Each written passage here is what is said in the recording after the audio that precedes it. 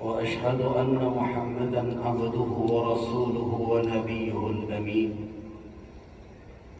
اللهم صل وسلم على عبدك ورسولك وحبيبك محمد وعلى آله وأصحابه والتابعين وتابع التابعين ومن تبعهم بإحسان إلى يوم الدين. أما بعد، عباد الله، jemaah salatul zuhur rahimakumullah. Pertama saya mohon maaf karena meminta tausiah ini ditunda setelah selesai salat zuhur. Bukan tidak baik sebelum zuhur, tetapi saya teringat dengan kebiasaan Rasulullah sallallahu alaihi wasallam. Apabila ada yang hendak beliau sampaikan kepada umat, apabila insarafa min as-salat, apabila beliau selesai salat, biasanya beliau berdiri, yadzakkirun nas, mengingatkan umat ketika itu. Ya, salah satu saja karena supaya terkait dengan Ramadan. Misalnya di dalam hadis tentang qiyam Ramadan yang diriwayatkan dari Anas bin Malik dari Ummul Mukminin Aisyah, Rasulullah sallallahu alaihi wasallam pada suatu malam keluar untuk beribadah melakukan qiyam, maka fannas, orang banyak yusalluna ma'ahu atau salat bersama beliau atau bersaf di belakang Rasul. Malam berikutnya beliau keluar lagi dan orang semakin banyak. Malam ketiga ada yang mengatakan sampai malam ketiga beliau keluar, dan malam keempatnya kaum muslimin menunggu kehadiran Rasulullah di Masjid Nabawi, tetapi lam yakhruj ilaihi, Nabi tidak keluar. Nah, dalam peristiwa itu ketika pagi hari beliau keluar, kapan beliau jelaskan? Nah, tidak ada ma yamna'uni, tidak ada satu pun yang menghalangi saya an akhruja ilaikum, untuk keluar menemui kalian tadi malam, ghaira anni khashi, melainkan aku khawatir an tufrada alaikum as-salat, difardukan salat ini karena bersemangatnya untuk melakukan qiyam. Ini rifqatan, hibahnya Nabi kepada umat, hibahnya Rasul kepada umat supaya beban mereka tidak berat. Karena itu bagi siapa yang mengkaji tentang syariah, biasanya diantarkan dulu dengan muqaddimah, biasa ditulis oleh ulama dalam kitab Al-Madakhil, Al-Madkhal fi Dirasat Asy-Syari'ah Al-Islamiyah. Di situ ada mabadi at-tasyri', ada prinsip-prinsip legislasi atau penetapan syariat di dalam Islam. Salah satunya adalah qillatul taklif wa taysir, tidak banyak beban dan memberikan kemudahan. Dan ini merupakan pembuktian dari apa yang dikatakan oleh Allah Subhanahu wa taala dalam firman-Nya, wa laqad ja'akum rasulun min anfusikum azizun 'alaihi ma 'anittum, azizun 'alaihi ma 'anittum. Sesuatu yang menyulitkan kamu menjadi beban terasa oleh Rasul sallallahu alaihi wasallam, dan itu tidak terjadi melainkan muncul dari kasih sayang kepada umat. Nah, malam itu beliau tidak keluar, paginya beliau jelaskan apa yang menghalangi beliau untuk keluar tadi malam. Kapan beliau jelaskan itu? Setelah salat subuh. Nah, apalagi antara azan dan iqamah adalah maqam, waktu yang sangat afdal untuk orang berdoa, bermunajat. Dan bagi yang tidak sempat melakukan salat sunnah rawatib muakkadah di rumahnya, maka tentu di sini dia memanfaatkan salat itu, kesempatan tersebut, sebagaimana di dalam hadis-hadis tentang 10 rakaat atau 12 rakaat yang dilakukan, yang tidak ditinggalkan oleh Rasul. Jadi tadi saya berpikir akan lebih baik kita tunda saja. Tapi saya tidak menyalahkan kebijakan pengurus, karena pengurus khawatir kalau sesudah sholat zuhur dilakukan, maka Ustaz berhadapan dengan tikar dan tombak saja, itu yang dikhawatirkan. Jadi saya katakan ya sudah, yang mau mengaji itu dan hati dia nak duduk gitu. Jadi man syaa ay yajlis falyajlis, man syaa ay yakhruj wa yaqum falyakhruj wa yaqum. Kita tidak membebankan orang melainkan dalam perkara yang wajib. Bapak dan Ibu jemaah salat zuhur rahimakumullah. Sebenarnya kajian kita melanjutkan pembahasan kita yang sudah 2 kali pertemuan tadi malam di dalam tausiah qiyam Ramadan, pagi tadi dalam tausiah ba'da salatil fajr. 2 pertemuan saya berbicara tentang sebenarnya bahagian dari 3 la'alla dalam ayat yang terkait dengan siyam. Ada la'allakum tattaqun pada ayat 183, kemudian 185 ada ayat la'allakum tashkurun, dan pada ayat selanjutnya ada la'allahum yarshudun. Ketiga ayat itu kalau kita perhatikan para mufassirin mengatakan bahwa ketiganya boleh dikatakan di dalam makna terhimpun dalam rumpun yang sama, yaitu porosnya madaru adalah tentang siam, tentang puasa. Nah, berarti kalau kita rangkum ketiga ayat itu, sebenarnya ada 3 janji Allah Subhanahu wa ta'ala untuk Ramadan ini. Ada at-taqwa, ada asy-syukr, dan ada ar-rusyd. Jadi saya katakan salasa la'alla, 3 la'alla, tetapi la'alla itu kalau dibawakan kepada Allah adalah kepastian, bukan mudah-mudahan, pasti akan diberikan. Tetapi ketika kita mengukur dengan diri kita manusia, tadi pagi saya katakan, saya kutip hadis Nabi sallallahu alaihi wasallam, "Ma min ahadin yudkhiluhu 'amaluhu al-jannah." Tak seorang pun yang akan dimasukkan oleh amalnya ke dalam surga. Wa qila, dan ada yang bertanya, "Wala anta?" Engkau tidak pulakah wahai Rasulullah sallallahu alaihi wasallam? Qala wala ana. Saya tidak juga. Dalam satu lafaz ada yang bertanya, "Fabima nadkhulul jannata idzan?" Dalam riwayat lain dilanjutkan saja oleh Nabi, "Illa ayyataghammadani rabbi bi rahmatihi." Kecuali kalau Tuhanku meliputiku dengan rahmatnya. Nah, berarti wahai kaum muslimin, betapapun kita menjalankan ibadah ini, sampaikah kita pada tingkat kamalul ubudiyah? Apakah ibadah itu menjadi jaminan untuk kita masuk surga? Tidak. Tidak menjadi jaminan. Bukan berarti Rasulullah tidak dijamin masuk surga. Ada yang berkesimpulan seperti itu dahulu. Kalau saya melihat itu adalah kekeliruan dan isti'jal, terlalu cepat di dalam menyimpulkan fiqhul hadisnya. Rasulullah dijamin masuk surga, tapi beliau nafikan beliau masuk surga bukan dengan amal beliau. Itu yang beliau katakan. Terus dengan apa? Birahmatillah, dengan rahmat Allah Subhanahu wa ta'ala. Nah, untuk mendapatkan rahmat itu, untuk mendapatkan karunia, mendapatkan taqwa yang merupakan maqam, a'lal maqam.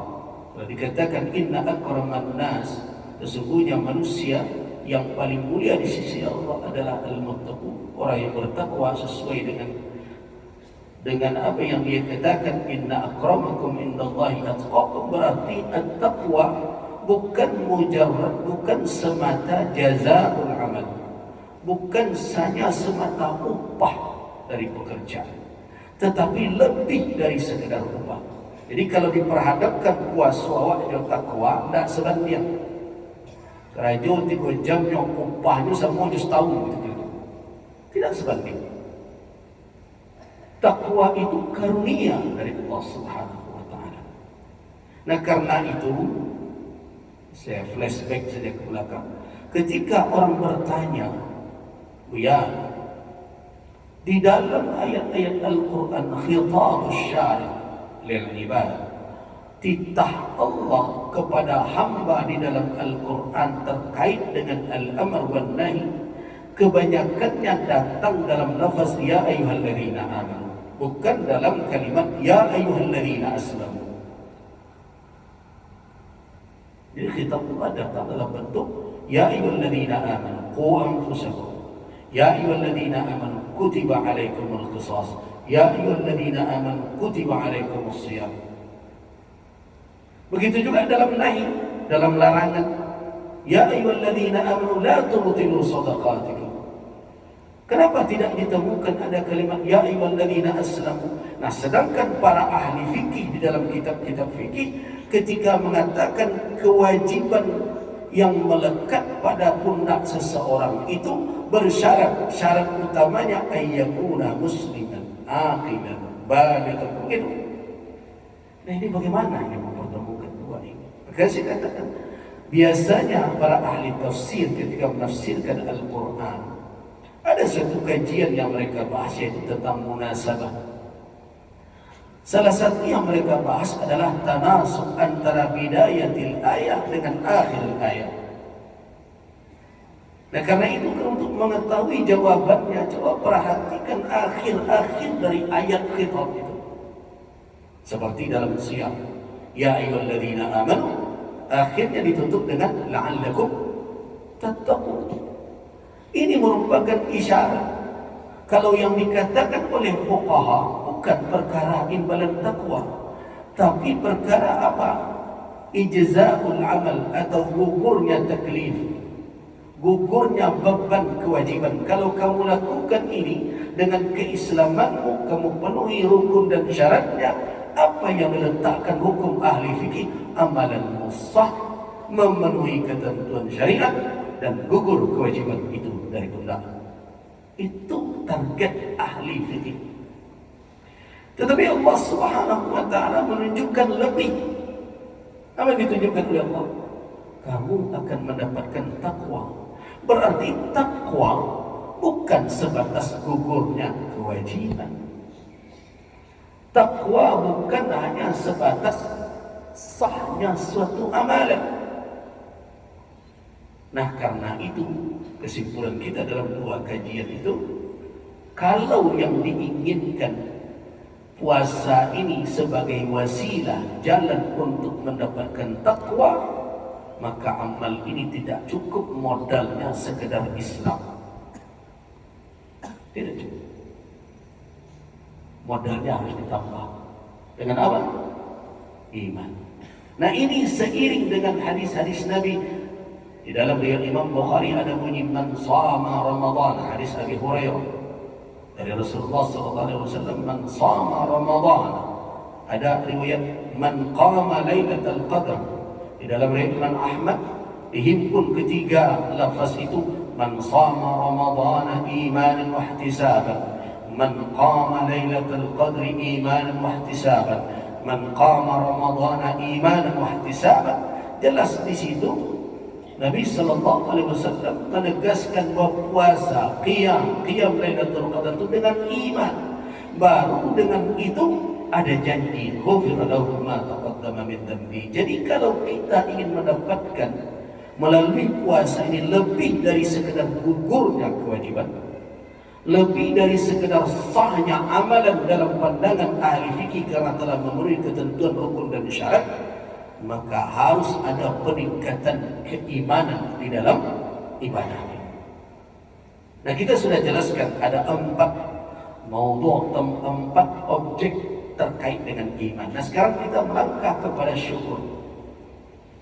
Ayat tentang syukur diawali dengan kalimat syahrul Ramadan alladzi unzila fihi al-Qur'an hudan lin-nas wa bayyinatin minal huda wal furqan. Kemudian dilanjutkan dengan taisiran wa rukhsah untuk orang berpuasa, kemudian berikutnya ditutup dengan penyempurnaan ibadah puasa itu, walitukmilul iddata walitukabbirullaha ala ma hadakum wa la'allakum tashkurun. Jadi ada 4 poros pembahasan dalam satu ayat itu, kemudian baru ditutup oleh Allah, la'allakum tashkurun. Yang pertama adalah syahrul Ramadan, bulan yang tidak termasuk bulan haram, tidak termasuk bulan haram, tetapi memiliki keutamaan tersendiri. Karena itu sebenarnya setiap bulan ini ada keutamaan. Ada hulu sebagian masyarakat kita, seluruh amal ditunda ke Ramadan. Ini yang harus berubah juga. Melapangkan orang miskin pitiado, tapi Ramadan belum tiba. Menyantuni anak yatim, Ramadan baru tekana anak yatim. Bahkan ada nang kamu saji menunggu Ramadan. Apakah itu yang dimaksud? Betulkah bulan Ramadan ini memiliki keutamaan? Yudha'af fihi al-a'mal, dilipat gandakan amalan. Ya, tetapi bukan berarti Ramadan tempat menumpuk amal, dan di luar Ramadan mengurangkan semangat beramal. Ini adalah konsep kekeliruan. Itu yang disebut oleh para ulama dengan Ramadaniyun. Orang tunduk dan patuh hanya di bulan Ramadan saja. Di luar Ramadan mereka tidak perhatikan apa yang menjadi ketentuan Allah Subhanahu wa ta'ala. Nah, Allah sebutkan syahrul Ramadan karena dia memiliki keutamaan. Nah, di antara keutamaan, di antara, bukan satu-satunya, unzila fihi al-Quran, bulan diturunkannya Al-Quran. Saya tidak ingin masuk kepada sejarah ulumul Quran tentang kapan turunnya, apakah yaumul taqal jam'an itu awal nuzul atau dia turun pada 10 yang akhir sebagaimana di dalam berbagai hadis. Tapi yang ingin saya katakan bahwa di bulan ini merupakan permulaan turunnya hudan, turunnya hidayah kepada umat manusia setelah mereka mengalami kekosongan fatratan minar rusul. Di dalam kajian ilmu usul, para ulama berbicara tentang peran akal dalam menemukan kebenaran. Jumhur ulama mengatakan bahwa akal la yastaqil, tidak berdiri sendiri bisa menemukan al-haq. Walaupun akal memiliki kemampuan untuk membaca alamat tanda-tanda mana yang qabih, mana yang hasan. Ya. Tetapi kalau bertumpu kepada akal untuk mencari siapa Khaliq, manil Khaliq, siapa pencipta alam ini, apa sifatnya, akal tumpul dalam perkara itu. Kalau tidak percaya, coba kaji sejarah agama-agama yang ada. Ketika manusia bertumpu kepada akal, berbagai macam Tuhan yang mereka temukan. Ada yang bertemu pohon kayu, ada yang bertemu batu, ada yang bertemu manusia, ada yang membayangkan berbagai macam makhluk yang tidak terlihat yang mereka meyakini memiliki kekuatan dan penciptaan berbagai macam. Semua temuan akal itu kalau sudah sampai ke tingkat taskhis, menentukan siapa zat itu, akal tidak mampu. Nah, ketidakmampuan akal dalam menemukan siapa Rabbul Alamin, Al-Ma'bud yang disembah, la ilaha illahu, tidak ada Tuhan melainkan Dia, akal tidak mampu. Nah, di sini manusia membutuhkan petunjuk dari Yang Maha Mencipta itu. Nah, satu-satunya petunjuk itu adalah melalui wahyu, tidak melalui mimpi, apalagi melalui pertapaan dan berbagai macam. Nah, hidayah itulah hidayah terbesar yang diterima oleh umat manusia. Jadi kalau kita berbicara syukur, apa yang pertama sekali yang patut disyukuri adalah nikmat hidup di dalam Islam. Nikmat hidayah yang diturunkan oleh Allah Subhanahu wa taala. Tidak ada yang lebih berharga dibandingkan itu semua. Jadi di dalam ayat itu Allah Subhanahu wa taala mengikat antara waktu dengan apa yang diturunkan. Waktunya adalah bulan Ramadan, yang diturunnya adalah hidayah yang dibawa oleh seorang rasul sebagai penutup risalah samawiyah, seluruh risalah yang diturunkan oleh Allah, yaitu Al-Qur'anul Karim. Dan ketika Allah tutup dengan la'allakum tashkurun, sebagai isyarat bahwa tidak ada nikmat yang paling patut kamu syukuri. Apa makna syukur? Syukur itu di dalam bahasa Arab tasawwur ni'mah wa izharuha. Kufur itu adalah nisyan ni'mah wa satruha. Dikatakan syukur apa? Mengakui, menggambarkan nikmat itu ada, kita ingat dan memunculkannya. Sedangkan kufur apa? Kufur nikmat apa? Yaitu nisyan, melupakan nikmat, wasitruha, dan menutupinya. Nah, ketika kita mensyukuri, apa yang pertama kalau kita buat di dalam urutan yang patut disyukuri oleh seorang muslim? Pangkatnya kan? Tidak.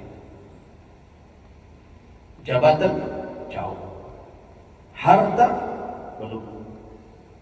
Anak keturunan? Tunggu dulu.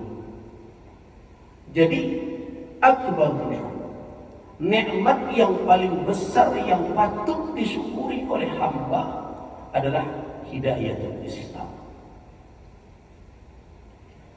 Nah, hidayah itulah yang dimulai oleh Allah Subhanahu wa taala turunnya dengan kitabnya, dengan wahyunya di bulan ini. Nah, di sini akan bertemu kita hubungan antara menghidupkan malam-malam Ramadan dengan tadarusul Quran sebagaimana kebiasaan Nabi SAW, karena di bulan Ramadan yanzilu alaihi Jibril alaihissalam turun yudarisuhul Quran. Bahkan di tahun ketika Rasulullah SAW wafat, ada 2 kali Jibril bertadarus Al-Quran. Saya senang tadi tanya Buya, banyak hal yang boleh ajarkan. Kadang-kadang kita tadarus Al-Quran itu lebih banyak suaranya dimik daripada tahsin. Kebiasaan rawat mengaji sampai pukul 2 malam. Habis itu bertangkah aja orang sekeliling. Orang sekeliling nak lalu, mereka mengaji dulu, pakai mic pula. Sebelum Ramadan tua bertambah agak 5 orang. Pengurus masjid bangga. Nah, kemudian didengar dia 1 Ramadan kajinya model itu, lah malam yang ke-29 bunyi serupa itu juga. Makhrajnya tidak berubah, tajwidnya tidak berlangsung gitu. Nah, kemudian berkata, inilah syiar. Kan syiar bagaimana? Bukankah Rasulullah SAW pada suatu malam ketika beliau beriktikaf mendengarkan para sahabat beliau masing-masing membaca atau melakukan salat, ada berzikir tapi mengangkat suara mereka? Beliau keluarkan kepala beliau dari balik kelambu beliau. Apa kata Nabi kepada para sahabat? Ala kullukum yunaji rabbah. Seluruh kalian bermunajat kepada Tuhannya masing-masing. Fala yuqdi ba'dukum ba'dan bil qira'ah. Jangan satu sama lain saling mengganggu dengan bacaannya. Tidak ada hak kita orang sedang berzikir di sana, kemudian kita pergi baca Quran di situ, kemudian langsung baca Alhamdulillahi Rabbil Alamin. Orang salah. Ada orang yang mengambil awal malam untuk istirahat supaya mereka kuat untuk bangun di sepertiga malam yang akhir. Apa hak kita untuk mengganggunya? Jadi semangat bagus, tetapi harus dituntun dengan ilmu. Nah, alangkah baiknya berhimpun di suatu masjid di rumah Allah. Datangkan orang yang bisa mengajarkan Al-Quran, menuntun kita menghafal, yang bisa memperbaiki bacaan kita, yang memperbaiki makhraj kita, yang menunjukkan tajwid bacaan kepada kita, sehingga hari ke hari bacaan kita tentang Al-Quran itu sesuai dengan apa yang diturunkan kepada Rasul Sallallahu Alaihi Wasallam, dan tidak perlu orang luar itu bangun mendengarkan kita mengaji. Yang repot betul adalah ketika masjid dengan masjid bertetangga. Akhirnya terjadi bukan tadabbur tapi parantoa. Ada masjid dekat, yang satu Allahu Akbar, yang lain belum lagi salat. Nah, jamaah masjid sebelah rukuk dengan takbir imam masjid sampingnya. Tapi ketika saya mengaji ini dulu ada jamaah yang kritis. Buya, tapi Buya dulu tidak setuju tua apa diatur. Ada aturan dulu. Pakai desibel boleh. Kan aku semua menolak. Iya, saya tolak. Tapi bukan berarti tidak diatur. Ketika itu diatur dengan aturan seperti itu, maka itu menjadi celah bagi yang lain untuk menghambat kegiatan umat. Jadi saya sampaikan ke majelis ulama, kita yang mengatur. Kita yang mengatur. Kita yang menyampaikan kepada umat ketika imam membacakan ayat di sini. Ya Rabbas jadi imam. Kira-kira bacaan beliau itu untuk orang yang lalu di luar atau untuk jamaah yang ada di dalam? Atau untuk amiku keluar?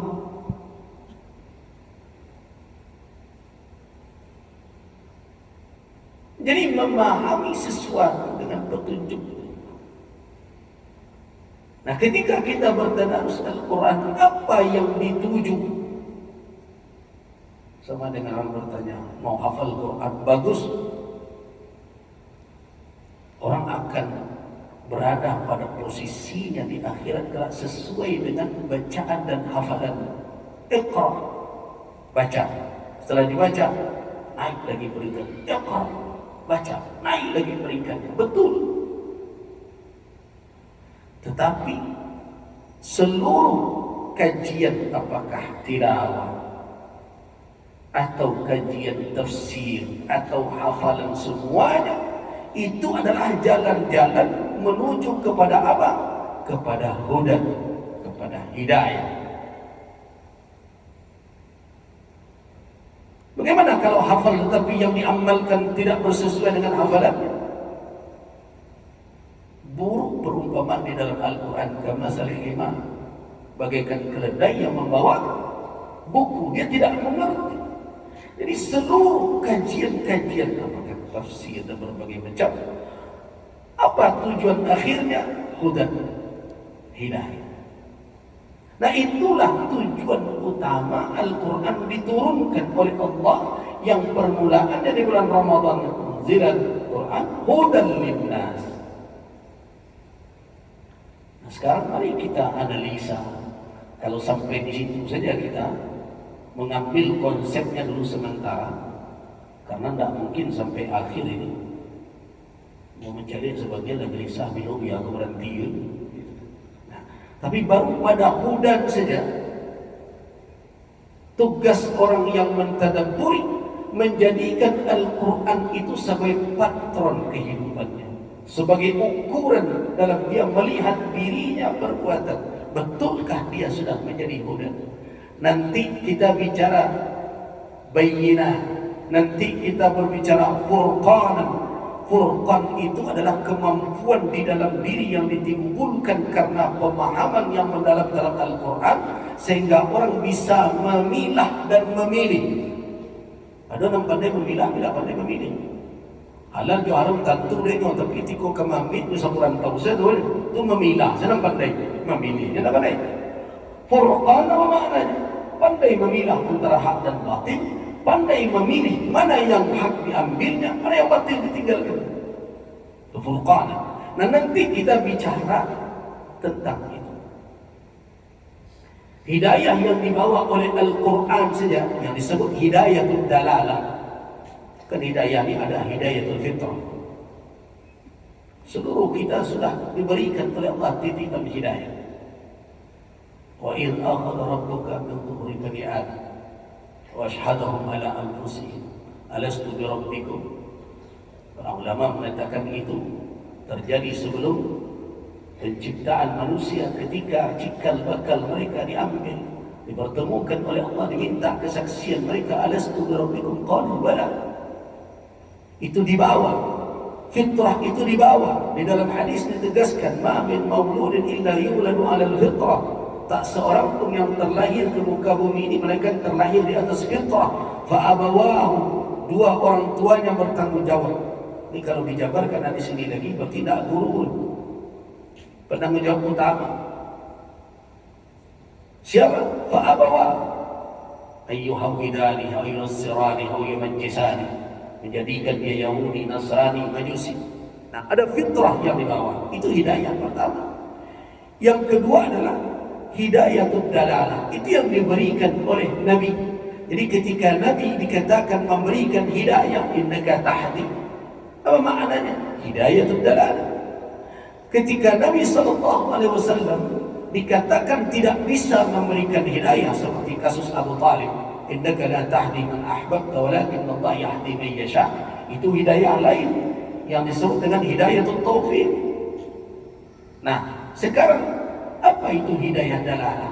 Di dalamnya kalau manusia mendalami petunjuk itu, mereka akan mendapatkan petunjuk-petunjuk mana jalan keselamatan dan mana jalan kebinasaan. Apakah itu sudah dipakai oleh umat? Nah, di sini kita bertanya terus, sampai di mana sikap kita berhadapan dengan Al-Quranul Karim. Jangan-jangan nanti baca lain, nanti kerajuan lain pun. Nah, tidakkah bulan Ramadan ini bisa kita jadikan momentum untuk kembali kepada Al-Quran, menjadikan dia tuntunan di dalam kehidupan, bukan hanya sebagai ajang perlombaan. Saya ketika ada MTQ nasional di Sumatera Barat, agak nyinyir saya memberikan arahan, sehingga ada yang berkata di luar saya, itulah bau je lah buya tu, tempat yang mana ni. Sampai perkara peserta yang akan mewakili Sumatera Barat dan berbagai macam, salah satunya adalah saya menolak ketika itu, dan sampai sekarang saya tetap menolak dan tidak setuju. Walaupun kemarin dalam musabaqah tingkat provinsi dihadirkan lagi, saya heran. Saya menolak lomba bintang qasidah itu dimasukkan ke dalam MTQ. Saya sudah ingatkan ketua LPTQ kembali, ajan tidak didangan ke MUI dan ketiba kebanyakan Sulawesi Selatan akan dilakukan. Hentikan itu. Coba bayangkan anak gadis-gadis dinaikkan, disuruh dia bernyanyi di hadapan kita, yang kamu nontonnya qurra, huffaz, tidak meleset hafalannya di kuliah. Tidak sepadan dengan itu. Nah, kenapa? Jangan sampai Al-Quran kita baca, ayat-ayatnya kita senandungkan, petunjuknya kita perdengarkan kepada orang, tetapi sikap kita tidak menunjukkan apa yang ditunjukkan oleh Al-Quran itu.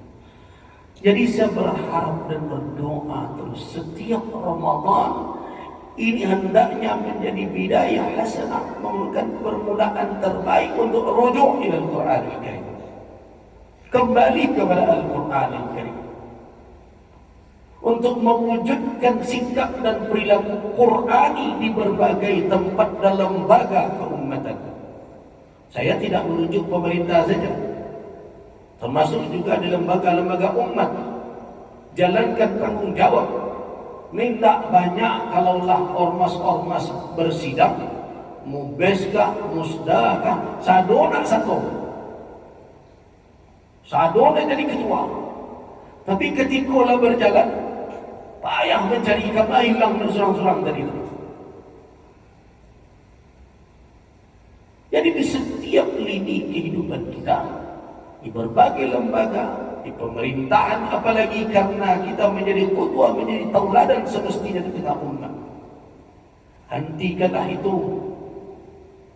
berbuat kemubaziran. Kerajaan yang bisa dikangkok di Padang, Bandan, dua ke Bukit Tinggi, hanya segera untuk mendapatkan tambahan pemasukan. Allah tu, kehidupan negara kita sudah seperti ini sekarang. Kerajaan yang mesti bisa dibuat 2 hari, menjadi 3 hari. Walaupun nanti jadi 2 hari, tanda tangannya nanti 3 hari. Allah tu. Tapi awak memakai adat bersandi syarat bersandi kitab Allah. Apakah sesuai itu dengan petunjuk kitab Allah Al-Quran Al-Karim? Ya, tentu tidak. Berhentilah sikut menyikut di dalam memimpin umat ini, dan berhenti berdusta, berbohong. Banyak hal yang mesti kita perbaiki, wahai kaum muslimin. Nah, mudah-mudahan Ramadan tahun ini bisa kita jadikan momentum untuk memulai hal yang demikian. Hiduplah sesuai dengan petunjuk Al-Quran. Nah, itu baru pertanda kita menjadikan Al-Quran sebagai pegangan. Jadi petuah adik bersandi syarat bersandi kita Allah itu bukan berarti kita hidup karih juga adik. Tak benar itu pemahamannya. Kan petuah itu telah dikukuhkan di Bukit Marapalang. Pepatah kita itu, ujung pepatah itu bukan kalimat alam terkambang jadi guru di dalam pengkajian majelis ulama, bukan itu terakhir. Alam terkambang jadi guru itu sebelum Islam tiba. Jauh orang menyusun tatanan sosial di ranah bina dari alam. Tapi ketika sudah bersandi ke kitab Allah, bahkan berlanjut hubungan antara syarak dengan adat, bagikan hubungan tubuh dengan ruh. Tubuh dan sebatang itu kan di dalam catatan ini cantum di dalam buku beliau Pertalian Adib Adat dan Syarak, di ujungnya ada Saripati Sumpah Sati Bukit Marapalang. Kedua pepatah yang dilahirkan di dalam kesempatan itu, satu adalah adek bapane syarak melindung, dan kedua syarak mengatur adek memakai. Alam terkambang jadi guru itulah lalu tu. Adat bersandi syarak pun telah lewat, karena itu kemungkinan besar adalah kesepakatan antara Syekh Burhanuddin dengan Raja Kerajaan Bagawi. Jadi yang dikukuhkan di Bukit Marapalang dalam catatan ini cantum Syekh Sulaiman Ar-Rasuli itu adalah adik bapane syarak melindung. Yang kedua syarak mengatur, adik memakai. Apa makna adik bapane syarak melindung? Adik bapane adalah tubuh. Ibarat tubuh dan kasa dan ditimpa oleh matahari siang hari. Itulah adik. Syarak apa? Berlindung. Ruh dan ada di dalam dan nak kanai di cahaya matahari. Jadi hubungan antara adat dan syarak dengan kawan bukan lagi hubungan tonggak dengan pondasi. Tonggak dan pondasi itu bertamu serupa minyak air. Tonggak kayu, pondasinya batu. Nyo berada di tampik dan sama, tapi bahannya berbeda. Minyak air serupa itu di dalam botol. Nah, karena itu digeser sedikit lagi hubungan teradat dan syarak di dalam perspektif orang Minangkabau. Apa bentuknya? Hubungan jasad dengan ruhnya. Itu kesimpulan terakhir. Nah, kalau jasad dengan roh, layado antara jasad dan roh awak batikai. Kecil di dalam, itu dari kerajaan di luar. Nah, baru masuk kalimat syarak mengatur adik memakai. Syarak mengatur roh yang bicara, ada yang memakai jasad yang menjalankan. Nah, kalau begitu kesimpulan kita sampai di sana, kita telah membuat kesepakatan, ayo mau nak mencari di dalam hidup, iyo bana tu. Kalau tidak kadang dosa waktu sebentar bersama itu, tapi kenyataannya bertolak belakang dalam kehidupan. Nauzubillah min dzalik. Kita cukupkan sampai di sini. Waffaqana Allah wa iyyakum lima yuhibbu wa yarda. Wabillahi taufiq wal hidayah. Assalamualaikum warahmatullahi wabarakatuh. Waalaikumsalam warahmatullahi wabarakatuh.